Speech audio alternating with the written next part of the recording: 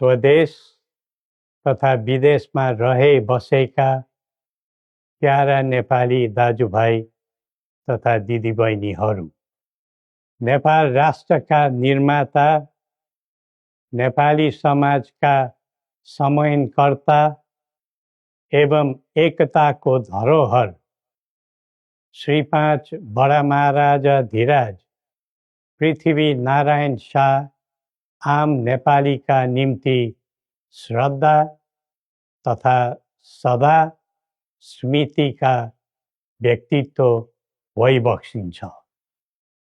मौसुफको 304औं जन्म जयन्ती तथा राष्ट्रिय एकता दिवसका उपलक्ष्यमा हामी उहाँलाई नमन गर्दै श्रद्धा सुमन अर्पण गर्दछौँ।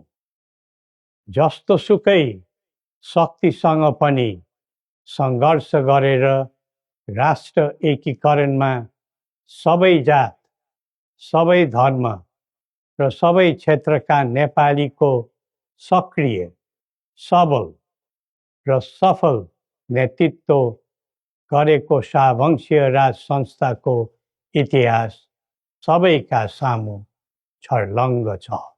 नेपाली जनताको खुसी र समृद्धिलाई नै आफ्नो रुचि ठान्ने शाहवंशीय परम्परा रहँदै आएको छ।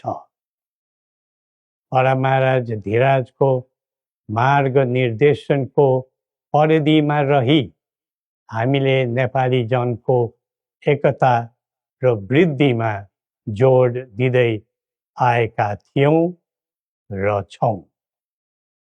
तर कालान्तरमा कतैबाट उत्पन्न अवाञ्छित भ्रमको चपेटामा देश पर्यो। झन्डै 2 दशक अघि शान्ति ल्याउँछौँ र आर्थिक प्रगतितर्फ देशलाई लैजान्छौँ र स्थायित्व दिन्छौँ भनेर सत्तामा पुगेका दलहरूको चाहना अनुसार हामीले श्री 5 र राजदण्ड, जनताको नासो, जनताकै सुरक्षित संरक्षणमा बुझाइ सहयोगी नियतका साथ राजकाजबाट बाहिरै रहेको सर्वविदितै छ। यो दायित्वबाट पलायन वा निषेधित राजनीतिका निम्ति कमजोरीको अनुमोदन थिएन, न त यो भावना आम जनतामा नै थियो। नारायणहिटी राजदरबारबाट हामी बाहिरिएको करिब 2 दशक बित्दा पनि देशले सामना गरिरहनु परेको सङ्कटले हामीलाई चिन्तित तुल्याएको छ। हिजो देश नबनेकोमा चिन्ता थियो, आज देश नै नबच्ने हो कि भन्ने निराशा पैदा भएको छ। बडा महाराज धीराजबाट 22 वर्षको युवा अवस्थामै सुरु गरिबक्सेको एकीकरणको सफलता पछि आधुनिक नेपाललाई 4 वर्ण 36 जातको साझा फुलबारीको रूपमा चित्रण गरिबक्सेको थियो। यो मुलुक राजाको मात्र होइन, जनता र राजाको समान स्वामित्वको देश हो भन्ने सन्देश पनि दिइबक्सेको थियो। भाषण अनि जादु वा चमत्कारले यो देश बनेको होइन र बन्दैन पनि।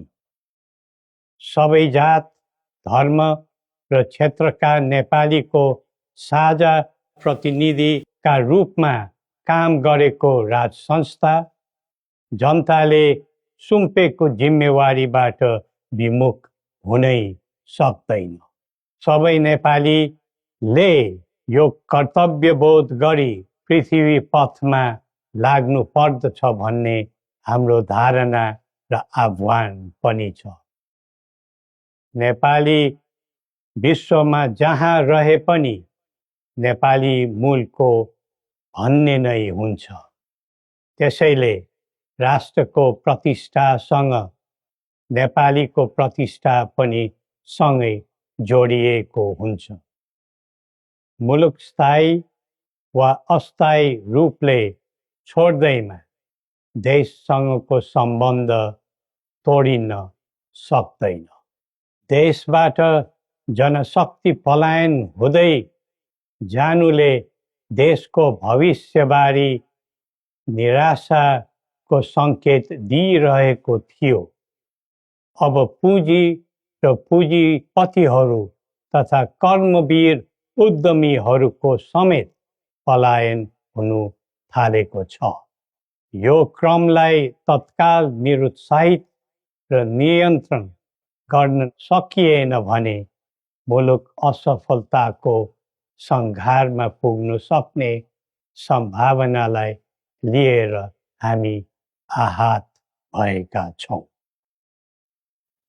बरामारा धिराजबाट स्वदेशको पुँजी पलायनमा रोक लगाउनु पर्ने पक्षलाई महत्त्वका साथ जोड दिबक्सी जनता सक्षम र बलिया भए मात्र देश बलियो हुन्छ भनी दिव्य उपदेशमा उल्लेख गरिबक्सेको छ। जब जब युवा पुस्ताको भावना, चाहना र आवश्यकताको सम्बोधन गरिँदैन तब तब असन्तोष पैदा हुन्छ, जसले विद्रोहको रूप पनि लिन सक्छ भन्ने सत्य नेतृत्वले हृदयङ्गम गर्नै पर्दछ। नेतृत्वले पटक पटक युवालाई प्रयोग मात्र गर्ने तर उनीहरूको आवश्यकता बुझेर काम नगर्ने प्रवृत्तिले युवामा असन्तोष जन्मेर देशमा जनधनको हानि भयो। जसरी भविष्यका कर्णधारहरूको ज्यान गयो त्यसले सबैलाई स्तब्ध बनाएको छ। युवाहरूमा भ्रष्टाचारप्रति असहिष्णुता र आइटी प्रतिस्पर्धामा अग्रताको जोश देखिनु उज्जवल भविष्यको सङ्केत हुन्। तर उन्नतिको गन्तव्यमा राजनीति चुक्यो भने अल्छीको सपना मात्र बन्न जान्छ। स्वचालित व्यक्तिले राष्ट्रको हित खोज्दै जान्छ, परिचालित व्यक्तिले अर्काको मित खोज्दै हिँड्छ। राष्ट्रिय सहमति बिना निकास खोज्नु समय खेर फाल्नु मात्र हो। समुन्नतिको यात्रामा सबै मिलेर अघि बढौँ। नेपालको संवेदनशील अवस्था र बदलिदो भू-राजनीतिक परिस्थितिलाई बुझ्न नसक्दा हामी मित्र राष्ट्रहरूको विश्वास र भरोसा गुमाउने अवस्थामा पुगेका छौँ। असन्तुलित बन्दै गइरहेको परराष्ट्र नीति र व्यवहारले राष्ट्रिय हितमा गम्भीर असर पुगिरहेको समयमा दिव्य उपदेश र बौद्धिक दृष्टिकोणहरूको महत्त्व अझ बढ्दै गएको छ। कतिपय देशले स्वार्थको लागि कुनै न कुनै सुरक्षा कवच खोज्दैछन्। हाम्रो देशको सही छहारी शान्तिको कवच हुनै पर्दछ। नेपाल निर्माणमा मार्गदर्शी र सेनापति बरामाराजा धिराजको विरासत र वंशका प्रतिनिधिका रूपमा मेरो भूमिका स्पष्ट रहेको छ।